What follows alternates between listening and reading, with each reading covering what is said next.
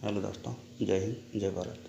आज हम अध्ययन करेंगे जिन्हें हिंदी साहित्य जगत में आधुनिक युग की मीरा, साहित्य साम्राज्ञी, शारदा की प्रतिमा आदि नामों से संबोधित किया जाता है, या जिन्हें निराला ने हिंदी के विशाल मंदिर की सरस्वती कहा, जो कर्म से अध्यापिका रही, जिनकी आरंभिक कविताएं स्त्री दर्पण नामक पत्रिका में प्रकाशित हुई, जिनकी खड़ी बोली में प्रथम कविता दिया सन 1918 में प्रकाशित हुई, जिनका प्रथम काव्य संग्रह निहार 1930 में प्रकाशित हुआ और निहार की भूमिका अयोध्या सिंह उपाध्याय हरिवंश ने लिखी, जिनके प्रमुख काव्य संग्रह निम्नांकित हैं और इन काव्य संग्रहों को क्रमशः निम्नलिखित ट्रिक के माध्यम से याद कर सकते हैं, और वो ट्रिक हैं नीर निशा में यामा दीप संग देवी खेली। नीर निशा में यामा दीप संग देवी खेली।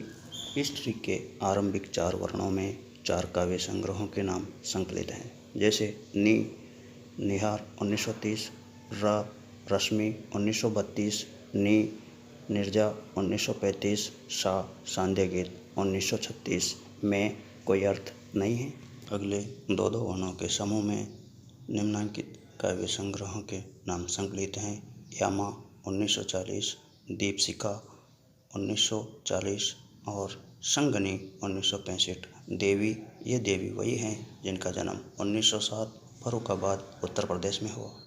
प्रिय दोस्तों, यहाँ ध्यान रखिए, यामा कोई स्वतंत्र रचना नहीं है, बल्कि यामा काव्य संग्रह में आरंभिक 4 काव्य संग्रह जैसे निहार, रश्मि, निर्जा, सांध्य गीत को संकलित किया गया।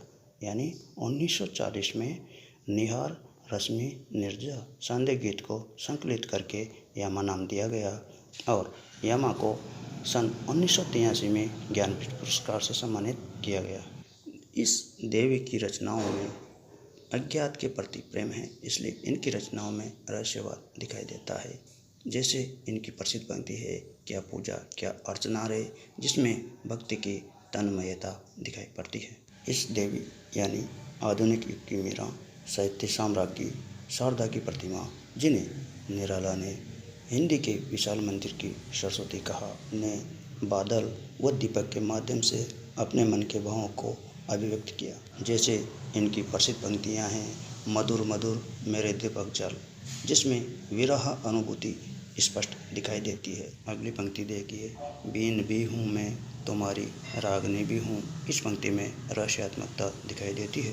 देवी की अगली पंक्तियाँ देखिए, वे मुस्काते फूल नहीं जिनको आता है मुरझाना, वे तारों के दीप नहीं जिनको भाता है बुझ जाना। अगला महत्वपूर्ण बिंदु देखिए, 16 सितंबर सन 1919 को भारत सरकार के डाक विभाग ने जयशंकर प्रसाद के साथ उनके सम्मान में 2 रुपये का एक युगल टिकट भी जारी किया। इस देवी के संबंध में अंतिम बिंदुओं पर विचार कर लेते हैं।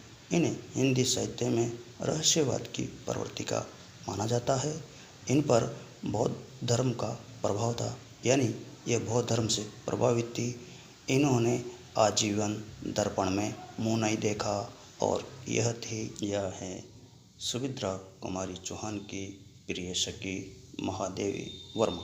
यह वही महादेवी वर्मा हैं जिन्हें डॉक्टर कृष्णदेव झारी ने छायावाद के 4 आधार स्तंभ यानी लेखक चतुष्टय में शामिल किया, और लेखक चतुष्टय में शामिल थे प्रसाद, ब्रह्मा, निराला, महेश या रुद्र, पंत, विष्णु और महादेवी वर्मा, जिन्हें शक्ति के रूप में प्रतिष्ठित किया गया है, जिन्हें आधुनिक युग की मीरा कहा जाता है। यह वही महादेवी वर्मा हैं जिनके द्वारा लिखित संस्मरणात्मक रेखाचित्र भक्तिन हैं, जो स्मृति की रेखाओं में संकलित हैं। यह वही महादेवी वर्मा हैं जिनकी प्रसिद्ध पंक्तियाँ हैं, बीन भी हूँ मैं तुम्हारी रागनी भी हूँ, या मधुर मधुर मेरे दीपक जल, या कीर का प्रिय आज पिंजर खोल दो, या प्रिय सांदे गगन मेरा जीवन। यह वही महादेवी वर्मा जी हैं जिनके संबंध में रामजी पांडे ने लिखा। विलक्षण बात यह है कि न तो इन्होंने उपन्यास लिखा, न कहानी लिखी, न नाटक लिखा, फिर भी श्रेष्ठ गद्यकार हैं। आज के लिए इतना ही। जय हिंद, जय भारत।